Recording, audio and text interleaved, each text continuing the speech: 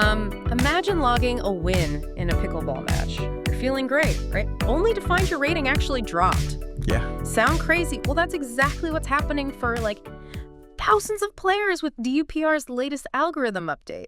And it's sparking this massive, passionate debate across the entire pickleball world. Mm-hmm. We're diving deep today to understand the why behind this controversial change and, what it means for you. Yeah, and DUPR, Dynamic Universal Pickleball Rating. Mm-hmm. I mean, it's basically become the global standard. It rhymes with super, which is kind of catchy. Right. And its mission, it's pretty ambitious.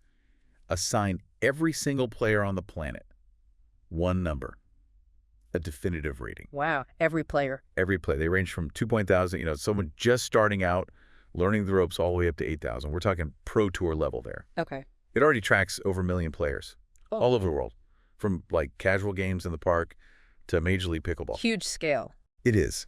So this deep dive, we're going beyond the headlines, really trying to explore DBPR's core mission and why this recent shift, this big change, is so impactful for anyone who cares about their rating. So the big news dropped July 8th, 2025.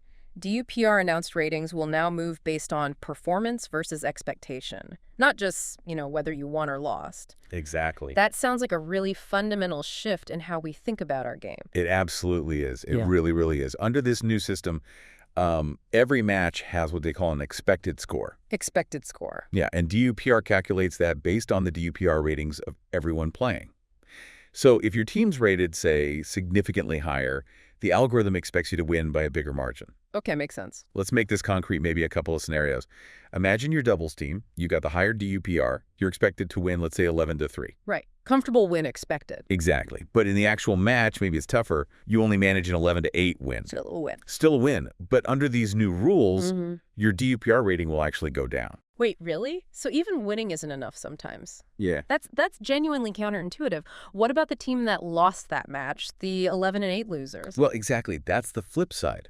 The losing team, they were only expected to get maybe 3 points, right? But they managed to get 8. They overperformed what was expected. So their DUPR rating, it'll likely go up. Wow. Or think about a singles player. Let's say you're a 3.5 player, you're up against a 4.0. The expected score might be something like 5-11 against you. Tough matchup. Yeah. But you really push them, you fight hard, and maybe you lose 9-11. Close game. Super close. You significantly overperform that expectation. So guess what? Your DUPR rating goes up, even with the loss. So what does this all mean for you, the listener? It means you can walk off the court, high-fiving your partner after a W, and still see your DUPR sink. Or, conversely, you could have a tough loss, feel a bit down, but actually gain rating points. It's complete flip of the script for what winning your DUPR means now. Yeah, it really turns things on its head. And DUPR, to their credit, they've been pretty upfront about their reasoning. They've outlined it on their blog in statements. Okay, what's the official line? Well, ultimately, DUPR is shifting away from just being like a win-loss ledger. They want it to be a sophisticated skill predictor, kind of like what you see in other top-tier sports ratings. Right, chess ELO or something. Exactly like that. Their primary goal is precise accuracy. They want to measure a player's true skill and predict how they'll perform in the future, not just, hand out points for winning. Okay. So this makes the system truly performance-based. Every single point now actually matters, which they argue encourages more consistent play. You can't just slack off at the end of a match. Right, no coasting. No coasting. They also talk about fairness. They say it rewards underdogs who compete well, even if they lose. And it penalizes higher-rated players who might, take it easy against weaker opponents. So it's trying to make people play hard all the time. Pretty much. And it's explicitly designed as an anti-sandbagging measure. Okay. Sandbagging's a big topic. Huge. So this aims to discourage players from deliberately keeping their ratings low so they can enter and win tournaments in easier divisions. Right, cleaning up the brackets a bit. Hopefully. And then there's the system stability angle. They want to prevent rating inflation across the board. So the idea is if one team's rating goes up, another's has to go down, keeps the whole system balanced. That sounds good in theory, aiming for mathematical purity and fairness. But does that fairness really land with players who just won a match and still see their rating drop? How do you reconcile that, psychological hit? That is the absolute core tension here, isn't it? And DUPR CEO, Tito Machado, he actually addressed this head on. He acknowledged the risk involved. Oh, yeah. What did he say? He said, yesterday we risked the status quo. We disrupted the peace, shook the market, and I'll be honest, this wasn't an easy call. As CEO, it was risky. Wow, okay. So they knew this would cause waves. Oh, definitely. That quote makes it pretty clear they were aware of the disruption this would cause. And predictably, the internet, Reddit, Facebook groups, it's erupted with opinions on this. What's the general vibe out there? What are people saying? It's truly a mixed bag, really divided. Mm-hmm. On one side, you've got the supporters. Okay. A lot of dedicated tournament players, the self-proclaimed grinders. They actually appreciate that every rally now counts for something. They like the pressure. They seem to like the idea that consistent play is rewarded, not just the final score. And players who are rising, maybe like a 3.5 trying to get to 4.0, they see it as a potentially quicker, more honest way to get an accurate rating. Because the strong performance in a close loss can now actually boost their DUPR. Right, you don't have to win to prove you're getting better. Exactly. And some club captains, people running leagues, they think it might help curb those rating protectors. Rating protectors. Yeah, players who only play matches they know they can win easily, or avoid tough opponents just to keep their rating safe for tournaments. This system might make that harder. Okay, so there's definitely a group that sees the upside. But what about the critics? You said it was mixed. Oh, yeah. And the critics are very vocal. A lot of recreational players, maybe the majority, they just really dislike the idea of their DUPR dropping after they won a match. Yeah, I get that. For them, it just fundamentally contradicts the whole point of competitive sports, which is, winning and losing. It is a win. Pretty much. Yeah. And higher-rated players, say 4.5 and above, they're expressing concern too. They feel like there's less incentive now to play against lower-rated opponents. Why is that? Because even if they win, unless they win by a huge margin like a blowout, their rating might still drop because they didn't meet the high expectation.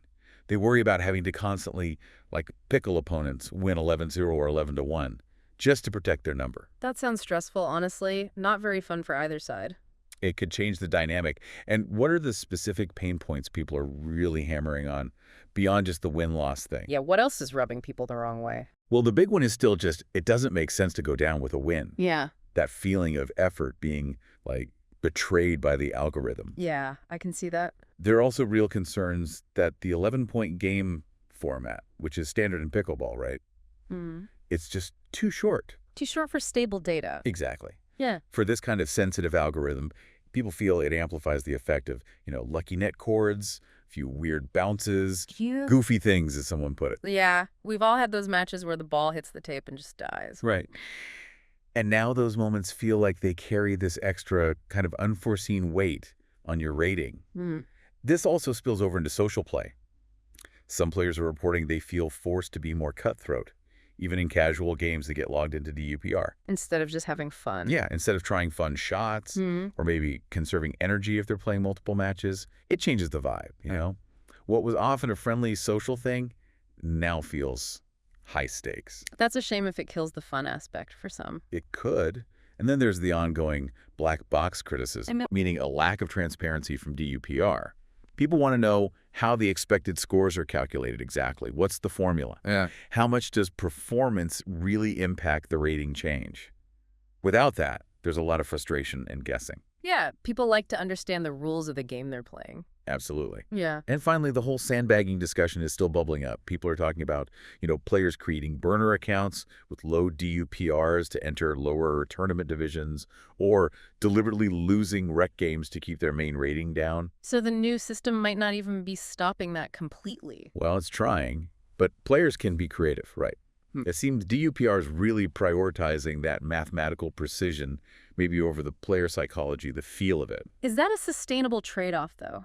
Especially for a system that needs people to actually use it to log their games, if players get too frustrated? That's the million-dollar question, isn't it? Because the whole system relies on participation.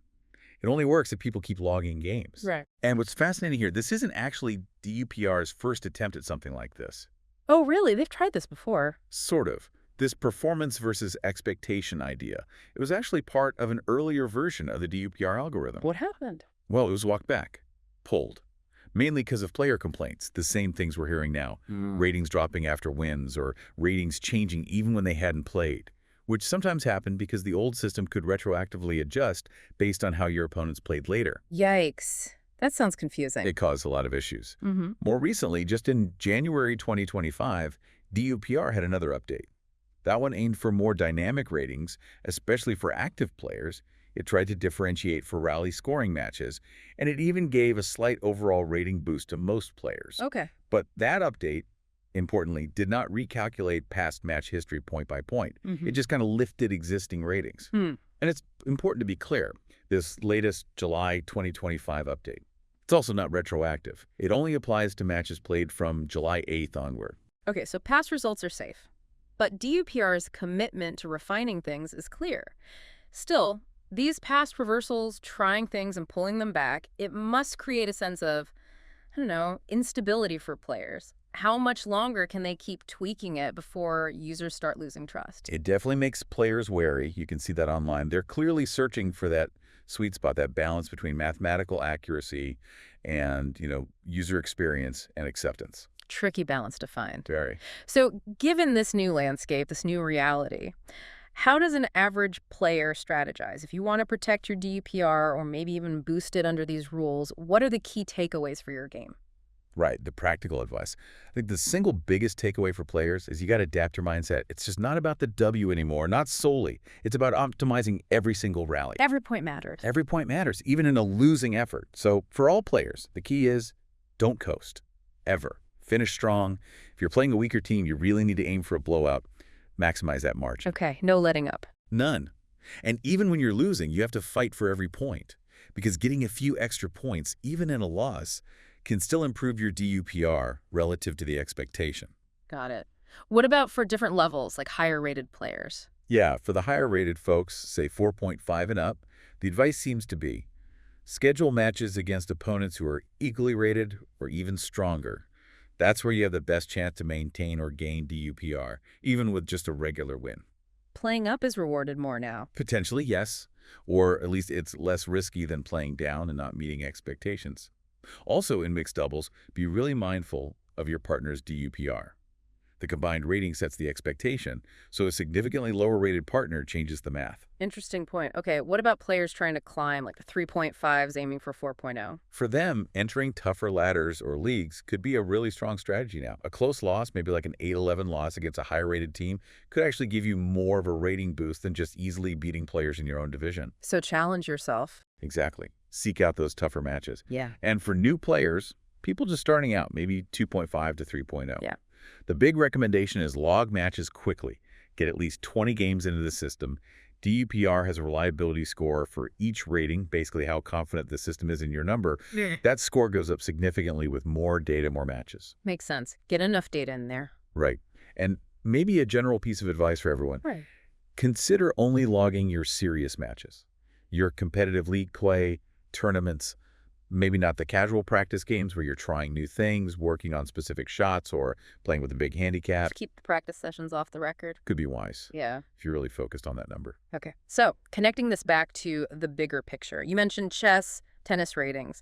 This update seems like it's pushing pickleball towards being seen as a more, serious sport. I think that's definitely part of DUPR's goal. It's about maturing pickleball from maybe just a casual social game into a sport with a more rigorous competitive structure where matchups are truly fair based on skill. Like you said, it mirrors established systems like ELO in chess or NTRP in tennis, which have always prioritized skill and performance over just the win-loss record. But does it work for pickleball's unique culture? Well, that raises the big question, doesn't it? Is DUPR actually moving the needle towards a more honest, more competitive landscape for all players? Or is it just complicating things way too much, especially for that average recreational enthusiast who, just wants to get some exercise, hit some balls, and have fun? Yeah, they're risking alienating their base? It's a definite risk. This deep dive, it really highlights this tension, doesn't it? The world of pickleball ratings trying to balance this mathematical precision with actual player psychology. It's not just about winning or losing anymore. It's about how you win.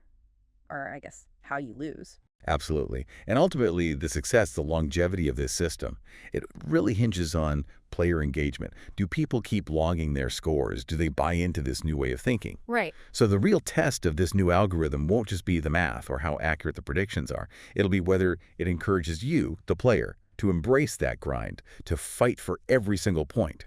or if it makes you step back and reconsider what a rated match really means for your enjoyment of the game.